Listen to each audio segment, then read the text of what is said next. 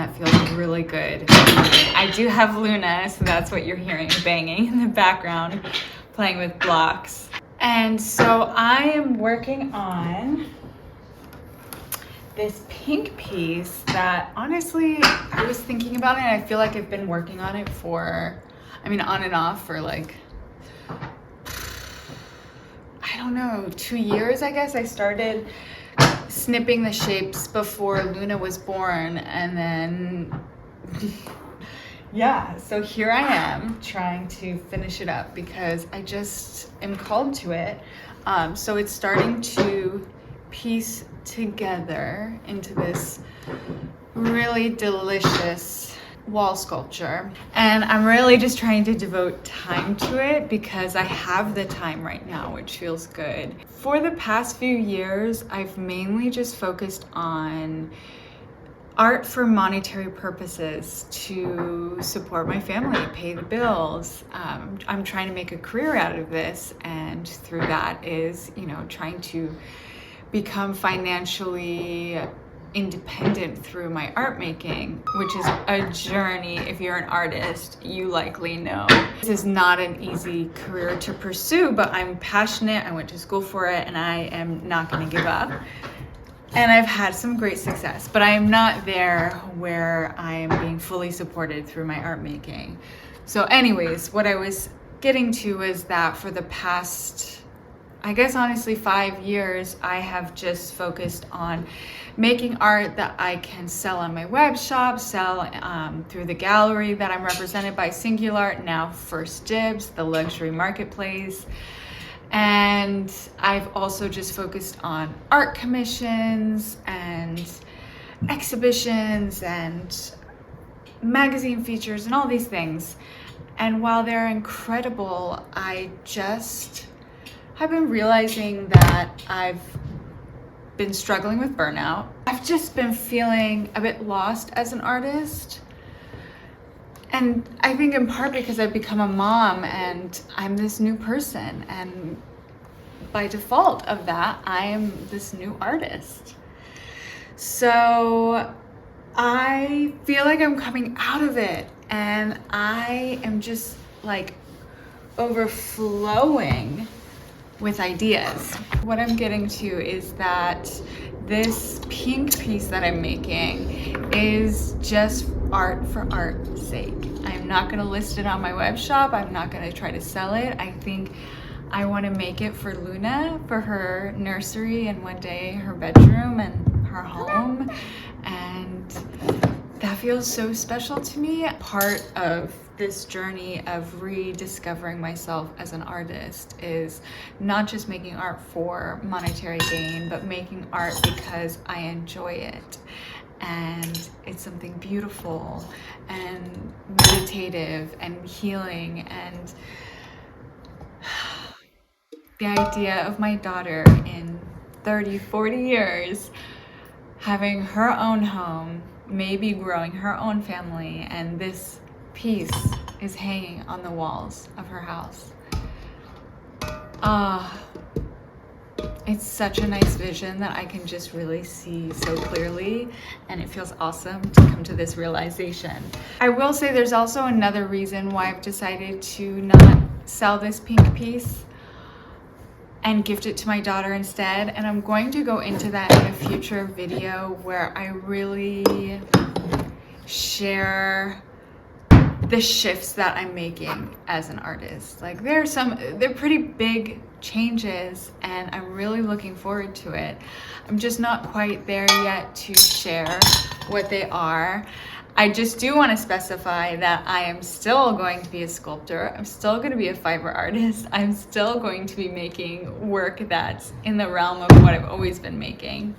And I'm still a vegan, cruelty-free artist. I will never use animal-derived materials again. And yeah, I'm ready to get, oh, Luna. Anyways, that's my cue.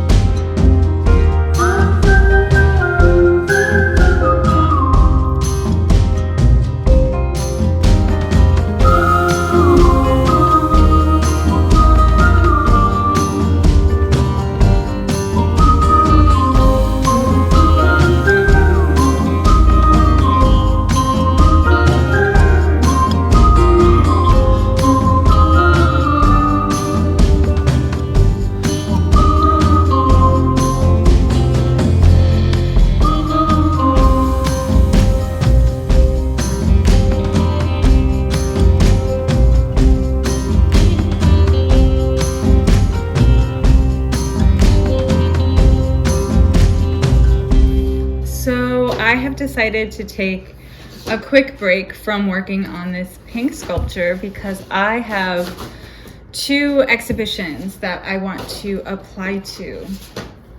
And so I thought I would talk quickly about that process.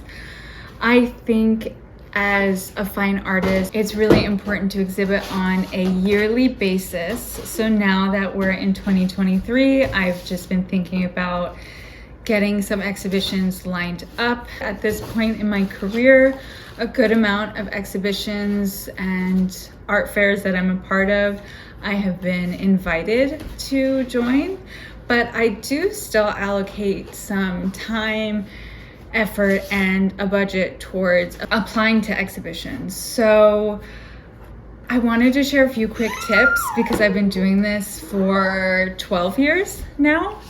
And so my go-to platform is called Cafe, and their website is call4entry.org. I will link it in the description below. I love this platform because they consolidate all of the exhibitions that are available. There's residencies, grants, public art opportunities. Some are free to apply, others, most, have an application fee. I will say I think this is predominantly US-based galleries and museums, but some of the calls for artists are for international artists. So you're able to upload your entire portfolio and then it just lives on this platform, and then you go through call for artists and you can save ones you're interested in for later. They tell you if it's national, international, or regional, the theme, the application fee, they give all the information. And so it's really easy. Once you find one you're interested in, you already have like your artist statement, your bio, your website, your social handles uploaded, your portfolio. And so you just kind of pick which pieces you want to apply with and boom, you're good. But I will say that applying to exhibitions can be really pricey. They range from $15 to I'd say maybe $45 per entry fee. And so if you're applying to a lot of exhibitions, that is going to add up. So my suggestion is if you have a tight budget, that you just be really selective and strategic with the exhibitions that you're applying to. Maybe avoid ones that are an invitation to all artists across the world that work in every type of medium and the exhibition has no theme or restrictions. I'd say avoid that because there are going to be so many people applying to the exhibition that your chances are going to be slim. For example, the ones that I am applying to today, one is called Fibers of Nature, and so it's people working with fibers that have a nature conceptual theme around their art. Speaks very much to my work. And the other exhibition is called Shapes and Colors.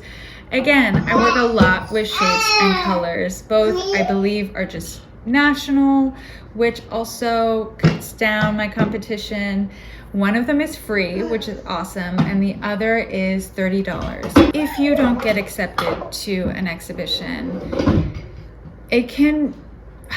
rejection in this industry can be really hard, and because as artists, this is such a personal pursuit, and our art is such a reflection of our minds and our essence. And so when we're not accepted into a show, it can be crushing. Or let's say you don't get a residency opportunity or featured in that magazine you were interested in, whatever it may be. I think it's important to remind yourself that it just might have not been the right place and the right time. For example, a show that I applied to that I thought I had a good chance in, didn't get in, and I had to remind myself, well, my work just maybe didn't work with the other folks who applied that they were accepting. I don't take it personal anymore. The only thing that I get bummed about is it feels like a waste of money when you pay and you don't get in. But the money's going towards a good cause. It's helping to fund that exhibition. It's helping to fund that gallery. And so I have to remind myself that as well. But I hope that you can find a similar piece to the process and not take it personal, and just be very pragmatic with your approach. Exhibitions are such a great opportunity for artists to have exposure to a new audience, to be an active member of the art industry and the art communities. And so I highly recommend that be a part of your priority, depending on the type of artist you are, but it is so not a necessity. It really just depends on what you do for your artistic living. And for me personally, with a fine art background, it is important.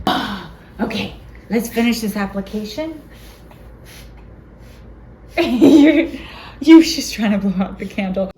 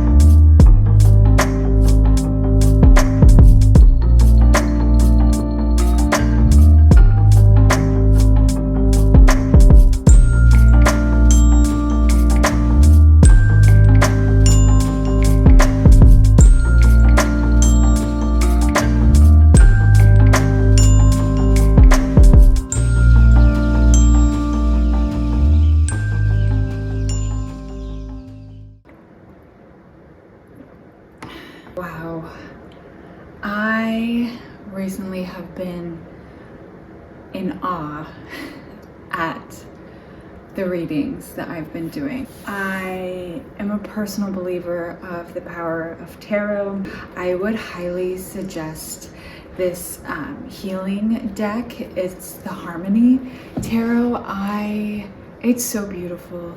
Not only do I love the illustrations, but everything is really positive or has a positive light to it, and it's all around healing. The reading I just had, my intentions were set around the new year. Normally this is not something that I would really share here because it is so intimate, but it's just such a beautiful reading, and so I wanted to share at least part of it. So I do a 5-card spread that focuses on the past, present, and future. That also includes what has led you to your present and what will bring you from your present to your future. One day I would love to be more familiar with these cards to the point that I don't need this guidebook, but in the meantime, there is no harm in using this guidebook. So to start, my past card was the Forget-Me-Not. And so the Forget-Me-Not is a spring flower that signifies new beginnings. It indicates a period of emotional growth and a fresh start regarding your soul and mind. A time of rejuvenation and calm is coming, and you will move into the next chapter of your life towards a brighter, more grounded spirit. I just can't help but feel a connection to this card with becoming a mother the past 2 years. It's been such a transformational time of growth for me. My present is the 7 of winter, which points towards a long period of work-related commitment with gain and recognition in the future. This card highlights the need for dedication and hard work. Receiving appreciation might not be immediate, but apply patience and self-discipline in whatever tasks are thrown at you. Try your absolute best and make this into something to be proud of. My future is the 9 of winter. The 9 of winter indicates a period of balance with regards to home and work life. You are somewhere in the middle of your personal or work-related ambitions, not yet where you want to be, but you are on the ascent.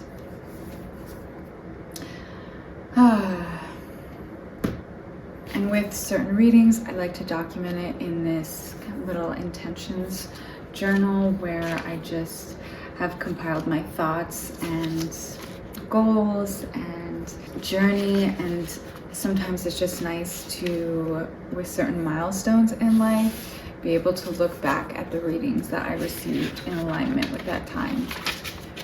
So I am definitely going to document today's reading.